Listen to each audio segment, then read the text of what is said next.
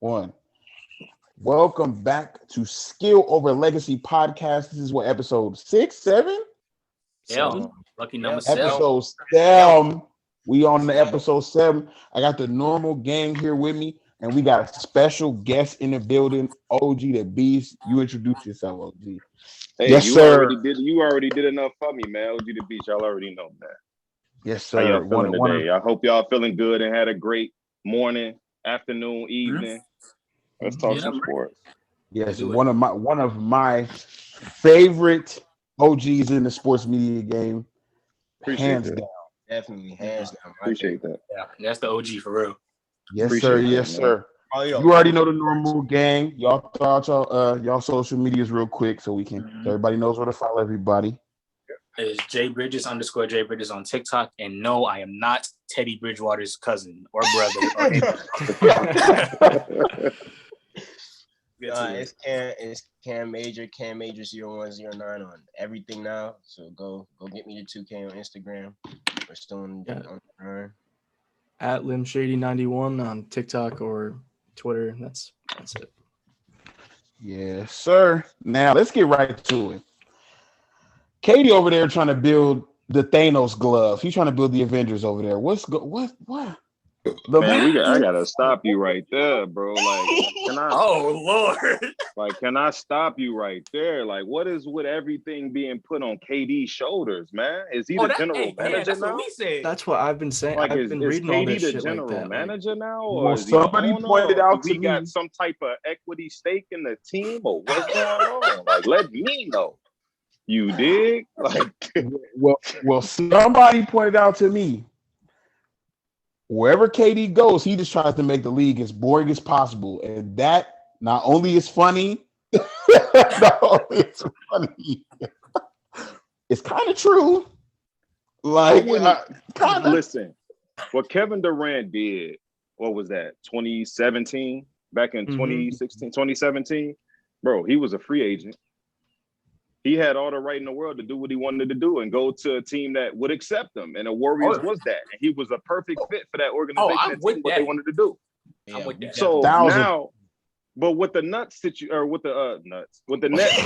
Paul, with the Nets situation though, it's different. You know, he went over there with a young bull who had aspirations of proving himself too. Mm-hmm. But then when you create, this is just through the history of the game. It ain't even got to be basketball. It's football too.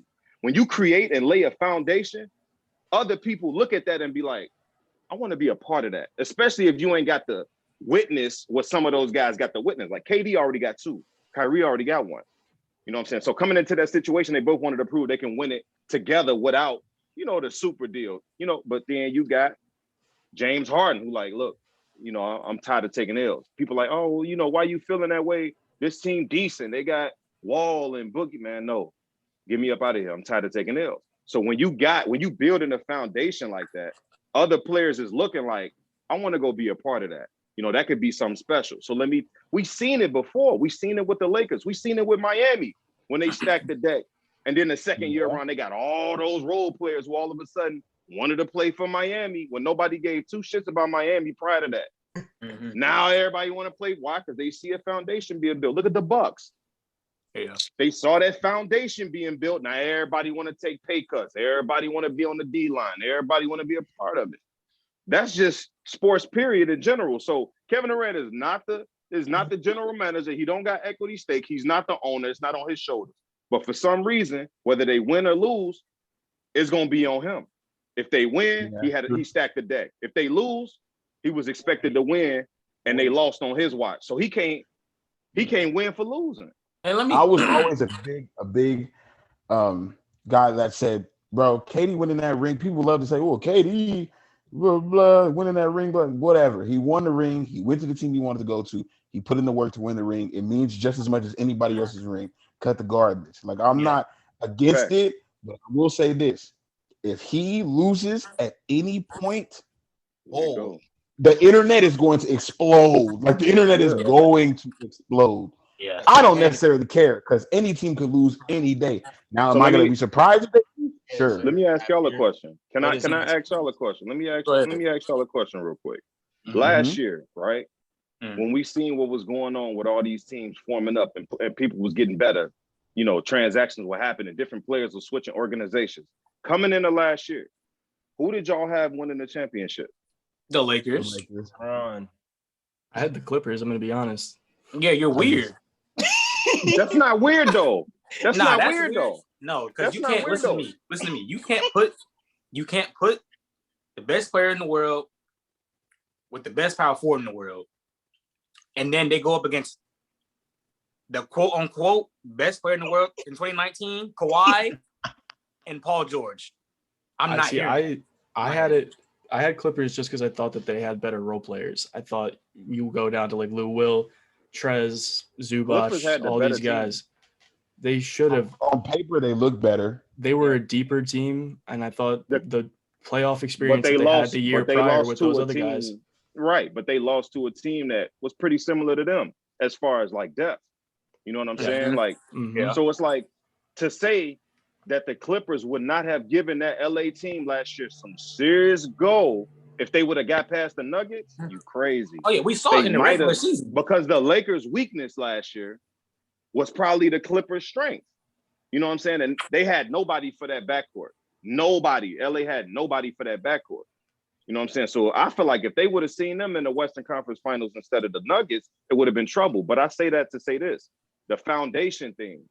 You know what I'm saying? Like everybody assumes that just because you got what you got, you supposed to do something. And that's what I mean by if Kevin Durant can't win for losing. Now, is we giving Paul George flack? Is we giving Kawhi Leonard flack for losing to the Denver Nuggets? Do they get because a lot of people had them winning. Yeah, they got it bad into a deep depression. Paul George got it bad. Paul George got it bad. I'm telling you though, I don't think Paul George would nearly get it as bad as if Kevin Durant was to lose this year. Yeah, for sure. They are going to kill KD if the Nets kill him. Yeah. But my thing is, neither one is fair to me. Neither one. That's what we say. Like, stop doing that to everybody. Like, stop. Like, OG, you made a good point that a lot of people don't recognize. They don't understand how badly a lot of people go through the NBA 15 years and don't ever do nothing in their career. Right. They don't realize how badly if they see another team going crazy and you're at least good enough to make an impact on that team and you want to go there, by all means, you should go there.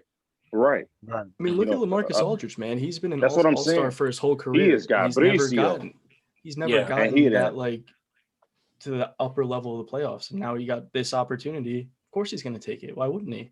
Yeah. It ain't even what they need, though. And that's another thing people got to look at. Does the team make sense? Everybody just seeing a collection of players that's going there. But really, do the team did they fill a void? I don't think so. Zubac ain't got no defense. I think Nicholas Claxton, I think they're okay with Nicholas Claxton. He is garbage. I'm not saying that's the right choice. Man, he is garbage. I picked him up on my fantasy squad last week. He gave me 4. He is garbage. He'll never play my team again. He is trash bag. Hey, OG, if you need somebody for fantasy, go pick up TJ McConnell. That's a demon. That's a demon. That's a demon. TJ McConnell, boy, that guy's crazy.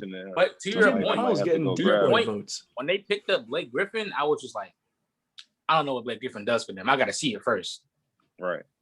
But LaMarcus Aldridge being the kind of player that he is, I just don't see how you get LaMarcus Aldridge as good as he is and how good he is everywhere on the floor, basically, where he just doesn't benefit in some kind of way. See, and the reason why I'm not too hyped, even let's say LA was in his prime, what good is he to this team? LA has never been a dude that would fit in well with.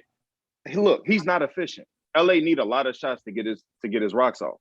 He's not a guy that's going to shoot 50, 49, 50% from the field because he's shooting all these middies and these turnaround jumpers and these, analytically terrible shots. So it's like, and now he's not even that. So it's like, what does he really add to you? You got a lot of bucket getters on this team, a lot of them. So you adding another for space. I mean, for even more space, because I ain't gonna lie. Jeff Green and Luke Kabarabaraat are not maximizing their space right now. Jeff Green is different from the corner. Don't you do Jeff Green like that? No, that's but what LA is. is huge on like I need all the space I possibly can get. Yeah. He should be. Yeah, And Kyrie is the same way. And James Harden, I wouldn't say he's like them, but I mean, you give James Harden more space, he's better. Yeah, James and I just Harden think wants that, but get he's never everybody out of the way. Yeah, for sure. Yeah, like because there was no reason to give away your only showing of defense with Jared Allen, in my opinion. I mean, to be honest with you, there was a reason. James Harden said he wanted to come. Yeah, that was pretty much it. I would have gave him equity stake in the company. You feel me? Like, I guess Miami didn't feel him. Bro, they said give me him, and him. And they said, do you want him and him too? No, we straight. Because we really gonna give you whatever you want to acquire James Harden. A talent like that. This man is an MVP caliber player. Night in, night out. So hell yeah, they willing to do whatever. They mortgaged their whole front line. Yeah, speaking of the Heat, wasn't Vic saying he wants to go Miami in the offseason? Well, he there now. So don't it make sense of why they didn't trade for James Harden if that's the case? That's true. No, I'm not trying to hear that. It'll never. That's a good point, but he ain't that. No. I don't think James Harden is so much better than Victor Oladipo. No. But listen. Look, they could not have gotten what they did for Vic with James Harden. They finessed the Rockets out of Victor Oladipo. They finessed them out of Victor Oladipo. I feel like they were more than Bryant, though. If you think about what you got to give up to get a James Harden, and you think about is it worth it? And then if you're gonna get all that up, you're not pairing them with a KD at the end of the day. Right. You know what I'm saying? If I had pairing them with Jimmy Butler, Victor Oladipo, you if keep you your Tyler Hero, you keep your Duncan Robinson, you keep your Jimmy. They were the Rockets as a team. He said, "Get him out." That's the get him out of here. Give me James Harden. Are you kidding? That's what I'm saying, bro. The Rockets as a team were just in a bind. When you got so we both know Vic's a free agent this coming summer, and he's already expressed I don't want to be here. So you know he's about to go. So they've lost their upper hand. They can't be like, okay, I want this, and that, because if you ask for too much, you're not going to get anything, and Vic's just going to leave. So you got to take time at the end. That's also true. Yeah, he's just gonna bail. What did they get for him though? What the Rockets? They got Kelly Olynyk, Avery Bradley, and like a pick. They finessed them out of second round, first round, second round. They finessed them out of They stole from them. They stole them. They stole from them. Yeah, and that's okay. You can't steal James Harden from nobody. Yeah, true. I mean, I guess. But I ain't gonna lie. Hey, Tyler gonna have to be on the first plane wherever we send him. I agree. See ya. I agree. That if without the Vic rumors, there's no reason that he didn't jump on James Harden. No reason. Yeah. I get what you're saying though. They don't feel like they need a James Harden talent necessarily. I get what you're saying, but I always feel like I need a James Harden talent. Exactly. James Harden is just that dude, though. He's just that dude. Ask any team, they're gonna say I need a James Harden talent. Yes, sir. All 30 of them. Hey, go ask LeBron if I need a James Harden talent. He's just gonna tell you yes. All 30 of them. So listen, I want to ask you a question, OG, because we are not fans of the Chicago Bulls this way. Well, like nobody here that's nobody's favorite team here. What do you think the Bulls' future is now that you've acquired probably one of the most underrated centers in the NBA? He is the most underrated, I believe. He's a bucket. But I love Vooch for a long time. You know, I've seen his potential for a while, and I felt he's always been disrespected. Them drafting Mo Bamba behind him. I'm like, why are you wasting your picks when you got this guy? Like, what's the point? Then you don't even play Mo Bamba. He's garbage. You know what I'm saying? So it's like Vooch been disrespected for years, but we gonna take care of him. We got him. But I was kind of like on the fence about this move. Yeah, we pairing him with Zach LaVine, but then it's like you gave up 2 first-round picks. You know what I'm saying? Some garbage players I don't care about, but the 2 first-round picks is mortgaging our future pretty much. So it's like that to me, that's a win now move. You know what I'm saying? When you do something like that, that means adding Vooch is gonna put us over the top. You feel me? And I feel like it didn't do that. I think for the Bulls, because we talked about this last episode, that team is from the beginning of the season is better than a lot of people. If you have Vuce and what did y'all get? Zach LaVine. Oh, Vuce, Zach LaVine, all those guys. Aruf Aminu. Aruka Rufa. That dude got traded. It was Al-Farouq Aminu and Eric Gordon got traded for Chris Paul way back when they got traded to the Clippers. Fuck and that guy.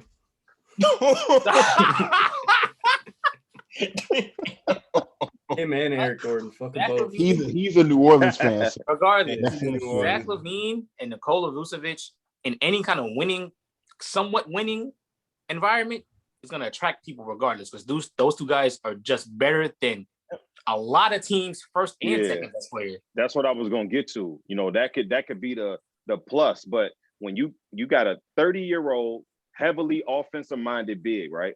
Mm-hmm. So what's your time span? As a Bulls fan, I'm looking at it like, how many years do we got with Vooch playing like the way he playing? Because he balling.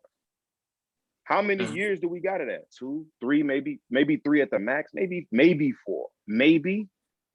So then now we got to work fast.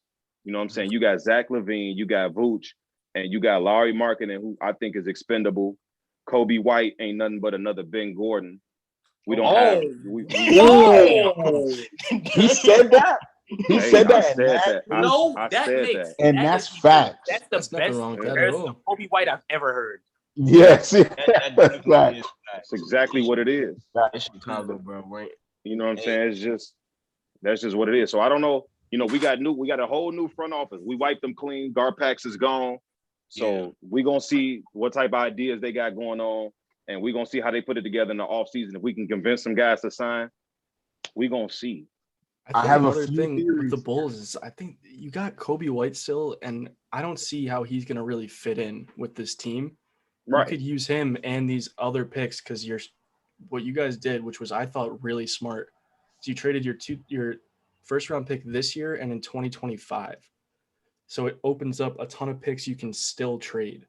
Because it goes around the stipend rule, so you'll be able to send more picks out. So if you package Kobe White and a couple of these picks, that's going to be a good enough package to add another player, maybe this offseason if someone's upset. That's why I say I'm thinking, I hope they don't think this the end all be all. Okay, here y'all go now. Be happy. I'm hoping it's 3 or 4 more moves involved within the next between this season and the offseason.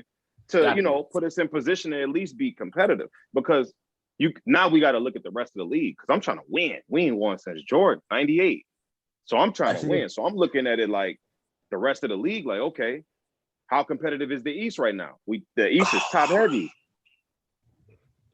He too old. I mean, Kyle Lowry's Kyle Lowry's one of my favorite players. I get clown for liking this dude so much. Real talk, right? So it's like, adding a 35-year-old Kyle Lowry to this roster, how much would that's a win now move. That's some shit the Clippers should have did. I feel like the Bulls should have pushed more for Lonzo. That's a move I wanted. Yes, sir. That's a move I wanted. You know what I'm saying? And I think Lonzo will be able to thrive in this system. Off season, I think they should do that. Off season, because now there's a rift between him, Lonzo, in the front office in New Orleans. Right, because of that, yeah. And apparently his dad said he's not happy. And I ain't gonna lie, we don't listen to that guy, but when it comes to like directly talking about his kids, he's like not ever wrong about it. Like he's not ever wrong about how his kids feel in certain situations. All right. Like, and I feel like if the Bulls don't jump on that, I feel like there's no reason not to, in my opinion. We should. I was hoping. That's what I was really hoping for. The Vooch thing undercut me.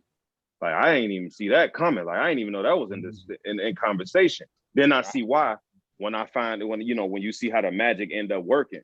They let Aaron Gordon go. They pretty much let all their assets go because they in rebuild mode. Can y'all hear me? Yeah. Because I did get a phone call. I had to hit the ignore button on that, but. So that came from my blind side. I didn't even know what was going on with that situation. I didn't even know we was in, like, nobody leaked nothing.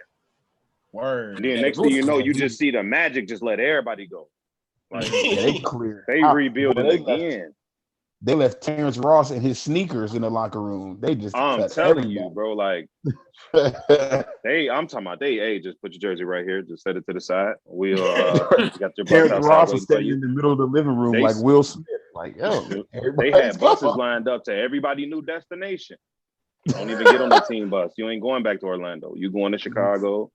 Like For they was real. shipping folks off. They was not playing. But like I said about the Bulls, though, you know, to just make a move like that is senseless. So you got to evaluate the Eastern Conference and try to figure out, okay, the Eastern Conference is top heavy right now. You got Boston. Who's really worried about anybody in the East right now? You got Boston, you got the Nets. Who else? Who am I missing? That's it. Sixers. Okay, Sixers. Boston, Nets, Sixers, right? They top heavy. Mhm. The rest of the teams is like whatever. So Heat, what moves can Vic. what? Heat, yeah. I mean, yeah, okay. So then you look at it like you look at it like, what can you do to be better than the best? And is there anything the Chicago Bulls can do within now and the next 2 years to be better than the Nets? What's the Nets window? Every championship team got a window. The next window is The next the 6 next 2 months. years. Yeah, 2 years. They don't got much time. So that's what I'm saying. So I think now Vooch should be 32, going on 33. Y'all have more You know, time. that's than what I Nets, think though. you should evaluate. That's right. That's what I'm saying. That's what I think you should be evaluating. Because I'm trying to win. I'm not trying to just be competitive and make the playoffs, be the 6th seed, get bounced in the second round, and people like, oh, like we was when we had Jimmy Butler in them. You know what I'm saying? Like we was in the worst position you could possibly be. Like too good to do anything, but too bad to miss the playoffs and get a lottery pick. So it's like, that's why we had to trade Jimmy around that time. I mean, yeah, we had to trade Jimmy. We didn't have enough assets to do nothing else. So we had to start Zach over. LaVine back for Jimmy. I'd take that every day. Yep. I have this theory that the Bucks lose anywhere before the finals. I think Chris Middleton is going to want out. I don't think he's going to. Didn't he just sign? No, I don't know if he wants to play. I don't know if he likes it there for real. I think they just locked Chris Middleton up for like 6 years, didn't they? Did they not? Did they? That's Giannis. I don't know. I could have sworn Middleton signed too. I feel like Middleton is a free agent in 2024. Right. Damn. Why would he sign that long to Milwaukee? I don't know. 177 million reasons. Yeah. I told you. I knew he re-signed with them. That's what I'm saying. He ain't going nowhere. Bag, you know what I'm saying? I ain't gonna lie. The Bucks, to me, the Bucks ain't winning nothing. I don't. Hey. The thing, there are 2 teams that ain't winning coming out the East. That's the 76ers and the Bucks. Yeah, as long as they got Benjamin Josiah Simmons, they're not winning anything. Yeah. They're not winning nothing. Where do you put him? What do you do with him? Top like, you know what I hate? Y'all want to know I one of my say biggest pet floor. peeves? You want to know one of my biggest pet peeves in basketball? Sport. I ain't gonna say sports. I'm gonna just say basketball. Is when people say, "Man, he decent. He just need to be in the right situation." Well, my mindset is winning at all costs. So what is, like, people say that about Westbrook? He good. He just need to be in the right situation. So, but the problem with that is the perfect situation for Westbrook is not enough to win. So what is we really talking about? Think about, and then they say the same shit about Ben Simmons. He good, but if he had it like Giannis had it, what would that do? Giannis can't even win with his perfect situation. You think Simmons is? Like, bro, Simmons is in if because there's no such thing as a perfect situation team-wise in basketball. But if there was one, Benjamin Simmons, Sixers right now is the closest thing he's ever going to get to. He's not. If there's a perfect situation on any basketball team ever, Ben Simmons is not a part of it. There's no such thing as a perfect situation. That's talking with Ben Simmons part of it. I like to give people passes, right? Because my cousin is a big Russell Westbrook fan. And he always said if Russell Westbrook was in a situation similar to Stephen Curry or whatever the case may be, where the situation is so ideal and perfect for your style and play, I think you'll be able to see the best version of him.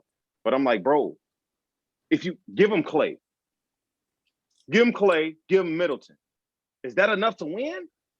No. He won't even utilize them like Steph would. That's what I'm saying. So what are we really talking about? Same thing with Ben Simmons. We could build a roster that's conducive to Ben Simmons' skill set, and it won't be enough to win. Right. Because you're lacking something so because he's just not good enough. One thing, Russell Westbrook can't play with other superstars, so you're gonna have to put semi-role players. I'm not hearing I'm that. not feeling that. I'm not feeling that. Hey, Paul George just had one of his MVP seasons. Bradley Beal's putting up the best numbers that he's ever had. I'm just not feeling that. I'm not about to make the playoffs and got bounced out in the first round to a rookie. Oh, both them situations you just named. Russell Westbrook got bounced out the first round by Donovan Mitchell. The Utah Jazz were better. They were better. The Utah Jazz right now and the Utah Jazz then are just the same team. Donovan Mitchell is better than he was then, and he's still not all that right now. That's what I'm saying. My mama. But that's the team, an indictment. Okay, the team was defensively sound, but there should be. Bro, they had Ricky Rubio. Donovan Mitchell is your best player. You got Rudy Gobert. Like, you got Paul George playing at an MVP level and Russell triple-double Westbrook. And y'all got bounced out the first round in 6 games by a rookie. Nick Collinson. If you look at Paul George and Russell Westbrook, they put up as much numbers as they possibly could. But when the Jazz averaged 27 and 6 in that series. If their third best player is putting up 20 and the Thunder's third best player is putting up 11, then you're just not. That's just bad. Who put up 20 on Bojan? Was he at like 18 a night? Bojan averaged like. Was it Bojan or Ingles? I think it was Bojan. One of them was averaging Ingles 20. Never averaging no dub. Yeah, in that series, pretty close. No, Bojan. I'm not sure. Bojan in that season was averaging like 20. Yeah, he was cooking. He was. Yeah, Bogdanovic was averaging a dub. He was either very close to 20. I need to see them Carfax. I promise you, that is just that good. Man, that whole team was above double digits in scoring, from 1 to 7, all scoring more than 10 points. I do feel like, but even if though, I feel like OKC still should have won that series off the strength. I feel like OKC should have won that series, but the fact is, he got bounced. He can't play with another superstar. He got bounced out the first round, and then is they about to make the playoffs this year? Well, I mean, what's going on? If anybody be keeping track of the Washington Wizards, are they making the playoffs? They're probably the most bipolar team in the league. So how are they not making the playoffs? You got Russell Westbrook going crazy with these triple doubles, and you got Bradley Beal leading the league in scoring. Because everybody outside of them two are garbage. They're definitely just garbage. Like everybody outside of them is buns. Yeah, I'm saying though, you looking at Davis Bertans as your third option. People say, how do you ever say it's like Denny? He ain't even doing nothing. Okay. People say though, a superstar, star caliber player should at least get your team 15 wins, right? Would y'all say that's fair? Yeah. Like a superstar by himself could at least by himself get you 15 to 20 wins, at least by himself. Mm-hmm. Now you add 2 of those guys. That's just a star player. We're not even going to say Bradley Beal or Westbrook are superstars, because a superstar should get you 30 wins, 40 wins. LeBron by himself in the Eastern Conference, he's getting you 50 wins, 40 wins. He's a superstar. He's an alien. He's not Russell Westbrook by himself, even though he shot poorly, he got you what? 40, 43, 44 wins in the Western Conference. Yeah. So now you adding a Bradley Beal to that. You mean to tell me these guys? Look, the 8th seed in the Eastern Conference is like below 500 by like 3 or 4 games. Yeah. Like, you know what I'm saying? It's looking like the 8th type of competent player. The Wizards just don't have anybody competent. Okay, now, so is this Wizard team better than that Thunder team that was the 8th seed? Hell no, yeah. Hell yes, no. bro. No. Yes, bro. Hold on. Okay. Who else was on that team that made the 8th seed? It was him, Steven Adams, Jeremy Grant, 2K Ferguson. I don't even remember Jeremy Grant on that squad. Yeah, they had Jeremy Grant. Gabricio, he wasn't on nothing. Yeah, bro. They had it was Oladipo. It was Oladipo. That's who they had. He was averaging 16 a night. I'm sorry. Didn't have no. I'm thinking that bro. Jeremy Grant over who is even their center right now? Who? Alex Len. The Wizards. Oh my They got goodness. Alex. They I'm got taking Alex Jeremy Lin Grant and over Alex Lin 50 Alex million Robin times. Lopez, bro. Robin But here go Lopez. the thing though with that OKC team. They second best scorer was averaging like 15 a night in Vooch. I mean, Oladipo. Mm-hmm. He got a nigga that's leading the league in scoring right now. That is Like, true. bro, y'all putting up 70 points combined, like 50 points, 40-some points combined. What? He averaging like 32 a night. Russ averaging like, what, 26? Nah, But like, bro, nobody have outside of them is good at anything. them two alone should be able to get you some Bertans is dubs. barely good at shooting. Okay, now let me ask you this, because this will settle it. Thomas Bryant doesn't tear his ACL. Are they better than that Thunder team? Yes. Yes. Okay. Thomas Bryant was their only hope. Okay. They I'll lost say that. Thomas I'll say that for sure. Nobody there is competent. They got somebody else. Alex Lin and who? Robin Lopez? Yeah. Robin Those Lopez guys is stink. garbage. Dookie, that guy's Bro, doo-doo. Yeah, poo-poo. Steven Adams That he's guy's garbage too. Oh nah. We don't slander Adams, Steven garbage. Adams on this podcast. Hey, Well, I slander man. Steven Adams on this podcast. Steven Adams is bad. That's Hey, not Steven Adams is true. garbage. That's not- Man, yes. I mean this from the He bottom was- of my heart. I promise you, I'm taking Steven Adams over Robin Lopez and Alex Lin. Come on now. I would too. That. I would too, but it's not by much. Yeah, it's not a big gap. But I just don't It's like a- calling him garbage. It's a big gap because Lane But is I'm saying, so my garbage. only point is, If you say that Steven Adams is garbage, right? I'll say Alex Lin is straight out of my ass. He stinks. I agree. But the thing I don't is, know what them he does. them two teams ain't that far off. And I'm sure that, Russell Westbrook or, being a player that he is, you look to your left and you see, you got a guy that could get you for show 30 tonight. I'm pretty sure he's way more confident with that than looking to your left and seeing Depot giving you 15, struggling to get you that. At least Jeremy Grant and Steven Adams, they could stay in front of somebody defensively. Bradley Beal is an underrated defender himself. Don't do nothing. Okay, Bradley Beal is an underrated defender himself. And I think him having to carry on this load all of a sudden when John Wall left, of him having to put up these godly numbers, has sacrificed his defense has suffered from that. And I think Russell Westbrook throughout his age has been a decent defender in his own right due to how athletic he is. You know what I'm saying? And it's just they can't guard a parked car right now. And that's an indictment on them too. So it's like, who is really playing defense in the league outside of the Utah Jazz, though, to be honest with you? Who plays defense? The Lakers with LeBron and they was playing good defense. Lakers, defense, Sixers, Heat, Suns. To be honest with you, in this era, the officiating don't even allow you to dominate the game defensively no more. To be honest with you, back in the day, teams used to predicate their whole game plan around what we gonna do defensively because it's an intimidation factor. We can't do this because they're gonna hit us upside our head. We can't. We drive too hard to the right. Such and such coming weak side. That teams used to plan their whole game around shutting somebody down defensively. You know what I'm saying? Everything's a foul. Be honest, I just think players not even too good, but they got too. Yes, they got too. The game got too creative for that kind of stuff. You can't just be. You can't be brute because CJ McCollum is going to embarrass you. If you think you're gonna be stronger than him, you're gonna look like a fool. You're gonna look like a fool. He's gonna make you look silly. Kyrie Irving is going to obliterate you. Okay, I'll give you an example. Right, look at Zion.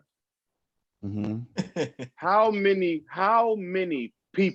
players make business decisions when referring to Zion Williamson? When he take off and he go hard left and come back, or go hard right and come back left, it's unguardable because for one, you can't do nothing about it, and for two, I can't. It was a different feeling when somebody who's a penetrator, comes to that lane and they get hit with that elbow. Now they thinking, man, last time I came up in here, dude came weak side and got me real good. I shot 2 and I made 1, but damn, I gotta think about that next time I come down. That aspect of the league is completely gone and destroyed. You can't even get up in somebody no more on the perimeter. I ain't seen somebody really play no lockdown, fierce deep. Gary Payton, get up in you talking trash, running your mouth. You know, I'm just not gonna do that with Curry. He's gonna shoot that bit in my face. I ain't gonna lie. I'm just not. Kobe did it. It's It's a highlight when Kobe tried to bring back that style of defense. He got up in Curry, younger Curry, 94 feet guarding him. Curry hit him with some boom, boom, step back, like 35 foot, bang. Yeah. Smacked him on his ass, like, try again. You know what I'm saying? But that's the type of basketball I miss. Don't nobody play no defense. Hey, man, I'm sorry. You can miss it. But I just don't want to see my favorite team's best defender get embarrassed because he want to be like Gary Payton. What's the point? What's the point? I mean, team defense, though. It ain't even about isolation, though. You know what I'm saying? Like, it's something about going back and forth with somebody, you know, offensively, but defensively, man, I'm telling you, that brings a different aspect to the game. You have a different level of respect. I feel you got on the momentum of it. I feel that. That too. Defense can change the game, bro. Yeah, I feel that. But you can't even play it no more. They just too good. They just too good. So basically to boil it down, right? Let me ask you a question. So you think it's more about the talent that's in the league right now versus the inability to play defense. So you think it is some good defenders? I think the defense is better. I think Ben Simmons is a really better the defense is better because the offense is better. Gary Payton can't guard no premier point guard in the league right now. Yeah, I don't see why. Kyrie's giving Gary Payton a nice. I don't know about nice 25. I'm like, listen, some players. Listen, I don't care how much defense you play. Some players is just unguardable. Kyrie's one of them. Yeah. Kevin Durant is one of them. You know what I'm saying? But to say that Gary Payton couldn't get up in him and give him fits. You crazy? Oh yeah, he can. Crazy. He can shift his feet. He can do all that. If Kyrie's shooting 49% on the season, when he see GP, I guarantee you he shoot 44. That's what I mean when I'm talking about it. You're gonna get them buckets, but you're gonna have to work a little bit harder for it. That's what I mean when I say. I feel that. The glove. Here's what I think. I think the best balance of what you're talking about was Kobe's situation, because I'm gonna be honest. I get the whole elbow you and look, but you can't elbow somebody in the game of basketball. So all that 1985 to 1998, you just can't punch people in the face. It's not allowed. But I think about 2000, 2003, 2004, it was like the perfect balance. You know, offensive players had their advantages, defensive players had their advantages. It meshed well, but I just think with the league and there's too many people that are too good now. Zone defense came too. That was around the time the NBA allowed zone defense to be played. Yeah, I believe that was like 2001 or something like that. So I get it. Well, this could lead us to the Kobe discussion. Perfect. I don't know how Kobe fell out of top 5 as a consensus, but I need you, OG, to give them the game on why he is this top 5. Because we can't do it. Apparently, we're all wrong. So all y'all do believe that Kobe is top 5? Bro, Kobe is 3 for me. 3 for me. 3. Well, he's 3. I mean, yeah, it's a. I've been hearing that too, and to be honest with you, it ain't even been recent.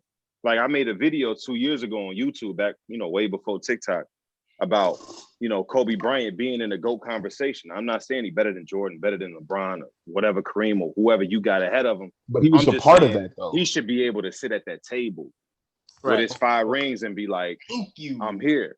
You know what I'm saying? And the reason why a lot of people don't got Kobe some of them don't even got him in their top 10, which is crazy to me. Kobe is I think I know why. One more time, I'm gonna lose my mind. If I hear Kobe, why? KG, I'm going to lose. Me and my cousin had that argument all the time, Kobe, Tim Duncan, and it's a tough argument to have because he comes up with valid points. He comes up with some valid points, but I kick back though. But the thing is, some people don't got him in their top 10. I think I know why, right? People like to use Kobe's, from 96 to 2002, 2003 as an indictment against him.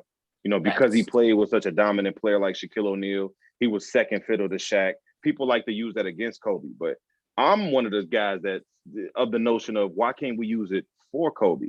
Exactly. Because if you think Shaq about it, if you're playing with Kobe. if you playing with one of the greatest of all time, one of the most dominant, if not the most dominant player of all time, why if you playing second fiddle to that guy and you still averaging 28, 5 and 5 a night, like is it really second fiddle, my guy? No. Imagine if Shaq wasn't there. What would Kobe be averaging? Probably 35. 39. At the expense of winning, but it would probably be about 35 a night. Yeah, That's letting you know. I don't get how we can say how we can demean Kobe for playing with Shaq at the peak of his career. Shaq at the peak of his career, there's no human being possible. You could create a man that couldn't stop him. I could make a 2K player that couldn't stop him. It's like, why are we deeming him for that? But that's crazy. I don't know why that's a chink in his armor that he played with Shaq and still was able to put up, 33,000 points in his career. You played with Shaq. Oh, they saying, he played with Shaq. So that's an indictment on him. Come on, bro. Kobe Bryant is a underrated defender, nine-time all defense. First team. 9-time first team. 12 all together. I think him and Tim Duncan got the record for the most. You know what I'm saying? It's like everything about Kobe screams one of the greatest, if not the greatest of all time. You know what I'm saying? It's just, people say, oh, well, he only got 3 MVPs, finals MVPs. I think I had a debate. I think me and you talked about this, Funny Fat Boy. We talked about these finals MVPs. You don't think it holds merit, but I do. Because guys that got multiple finals MVPs, that's a short list. Who got more than 3 in the history of the game? Who got more than 3 finals MVPs? Jordan. Keep going. Jordan, no. Kareem, and Kareem. No. How many Kareem got? 3. Kareem got 3. Yeah, Jordan. So that's Jordan and Bron then. I said it's more than 3. That's a very short list. Just 3. That's a short list. Who did you? Yeah. People. That's a good point. Yeah. MVPs. I got to contest for that, though. I do. I got to contest for that because I got to ask you something now. If Finals MVP is that important, why do we make Steve Nash's regular season MVP more important than Tony Parker's Finals one? Multiple. But regular season MVP? Would you rather have 2 regular seasons or 1 Finals one? Okay, the Finals MVP only becomes stronger than a regular season MVP is when you have multiple. Tony Parker's Finals MVP. Yeah, listen, Tony Parker's Finals MVP is a consistency through 4 to 7 games, right? Steve Nash's MVP is a consistency from between 82 games, 72 to 82 games. That's a lot bigger sample size than 6 games. But when you do that 6 to 7 game stretch multiple times, you start getting into elite company. Like who got 3 or more? I said more than 3 the first time. Now who's got 3 or more? Now you're talking Kareem. You know what I'm saying? Bird don't even got that. Magic. You know what I'm saying? Who won? Okay, Magic got 3. Mm-hmm. Kareem got 3. I feel like he should have 2, but he has 3. You said what? I feel like Magic should have 2 instead of 3. Yeah, I mean, you could debate the first one. You know what I'm saying? I don't like the first one. Yeah, you could debate the first one, but it is what it is. Yeah. So it's like you get into very elite company, and that's not on accident. When I name you a stat in a situation, and I tell you to name the players that follow that, and you can only name elite company, there's a reason behind that. That there's no kinks. There's no buddy from around the corner got 3. No, ain't none of that. It's Magic, Bron, Jordan, Kareem. This is elite. Shaq. This is elite company. You know what I'm saying? I don't even think Tim Duncan got 3. I think Duncan only got 2. Well, what he got? He might have 3. I think he got 3. No, he got 2. He got 2. Kawhi got 1. Oh yeah, that's 2. I got 1. And then David Robinson got 1, didn't he? Oh yeah. Then David Robinson got the first one? I think he got the first one. Yeah, Tim got the first one. He might have averaged 3. Like 20 okay, points. So it's 3. 3, 1, and 1. Okay. He might have 3. That's what I'm saying. That's elite. We just named like 4 or 5 top 10 players all time. You know what I'm saying? So that's why Finals MVP, man. When you win multiple, it's not a fluke. They say if you do it more than twice, it's not a fluke. You know what I'm saying? Yeah. And that's why the company is so elite. So, and Kobe got 2 of them. You know what I'm saying? Like, because he did play with a Shaquille O'Neal. And I think at the expense of that, his numbers probably could have been better career-wise. What more do you want from Kobe, though? He played 20 years, got 30,000 points. I don't know. I promise you, I want to know just as bad as you do. Probably they probably looking at it like, oh, why he ain't win more MVPs? What are you talking about? Steve Nash. Bro. Because they gave it to Steve Nash. Bro, nah, bro. Steve Nash deserved it. He deserved 2. He did not deserve 2. He did not. Steve Nash deserved the one that they was questioning Kobe for, which was 2005, I believe, when Nash averaged 18 and 11. I just feel like they should. And Kobe averaged like 36, 5, and Kobe averaged 30. Somebody averaging Kobe averaged. times. Kobe averaged. Let me explain this to y'all. I just did Baller Nation's podcast, and we talked about this. The MVP has stats has nothing to do with the MVP. I don't want to say nothing. Let me rephrase myself. Nothing is a harsh word, but it's not looked at as the end all be all. People, us as fans, we like to get confused over the criteria to win the MVP. It is not statistics. That's like last. I think it's the first thing has always been this way. We could go all the way back. Look, the first thing they look at when winning an MVP is record. It is a team award. What is your team? That is an exception. The only exception to when they bypass the regular criteria is if you do something that hasn't been done in a long time, or you do something that's never been done, a la triple-double. That's what I'm saying. That is the only time the NBA will bend the rules for you. But then now you look at that in the NBA like, damn, we didn't think Russell Westbrook was going to do that shit again. Like, should we give it to him again when he did another triple-double the following year? So it's like, oh, now we overvalued the triple-double because we didn't think he had the capability to do that shit again. But he did.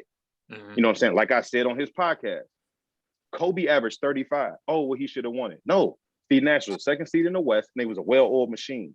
And he was averaging 18 and 11. He had the story behind it, and he had one of the best seeds, the top 2 seeds. Kobe was the 8th seed. Hell no, you're not getting it. Mike averaged 30. Mike averaged 37 and didn't get it. Magic got it. He was the number 1 seed, best team in the NBA. That's the first part of the criteria is record. The second part is narrative. What is your story? That's why I talked about Russell Westbrook had that narrative. Triple-double. Kevin Durant left him. OKC on his back. He had everything he needed to win MVP. Record outside of record. Go look up the history of MVP winners. You're not gonna see no six seed MVPs like that. It's gonna